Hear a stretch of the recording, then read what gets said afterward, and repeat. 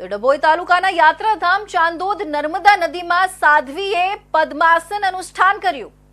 મૂળ અમરેલી જિલ્લાના બરવાળાના રહેવાસી સાધ્વી દુર્ગાગીરીજી ચૈત્ર મહિનાને લઈને સાધ્વી દુર્ગાગીરીજીએ અનુષ્ઠાન કર્યું છે। છેલ્લા 8 દિવસથી સાધ્વી દુર્ગાગીરીજી અન્ન જળનો ત્યાગ કરી અનુષ્ઠાનમાં બેઠા છે। સાધ્વી દુર્ગાગીરીજી 45 દિવસ સુધી અન્ન જળ ત્યાગી અનુષ્ઠાન કરશે। વિશ્વ કલ્યાણને લઈને સાધ્વી દુર્ગાગીરીજીએ આ નિર્ણય કર્યો છે। આગામી 45 દિવસ સુધી નર્મદા નદીના વહેતા પાણીમાં રહી અનુષ્ઠાન કરશે।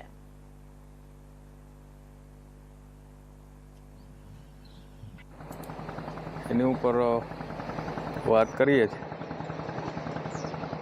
માતાજી અહીંયા 45 દિવસના અનુષ્ઠાનમાં બેઠા છે, જેમનું નામ દુર્ગાગીરી ગુરુ શ્રી વિશ્વંભરગીરી બાપુ। માતાજીનો મૂળ આશ્રમ અમરેલી જિલ્લાના વડિયા તાલુકાના બરવાળા ગામમાં, જ્યાં પોતાનું જન્મસ્થાન પણ છે। અહીંયા માતાજીને પ્રેરણા થઈ નર્મદાજીમાં જળમાં મારે અનુષ્ઠાન કરવું છે, તો લગભગ નર્મદાજીના કિનારા ઉપર બહુ બધો વિચરણ કર્યું।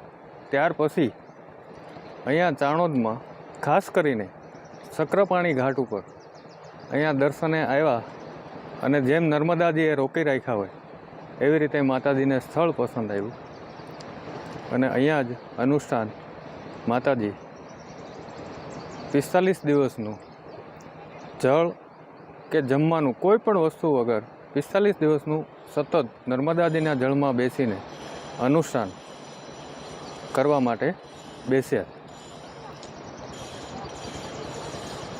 ભૂતકાળમાં પણ માતાજી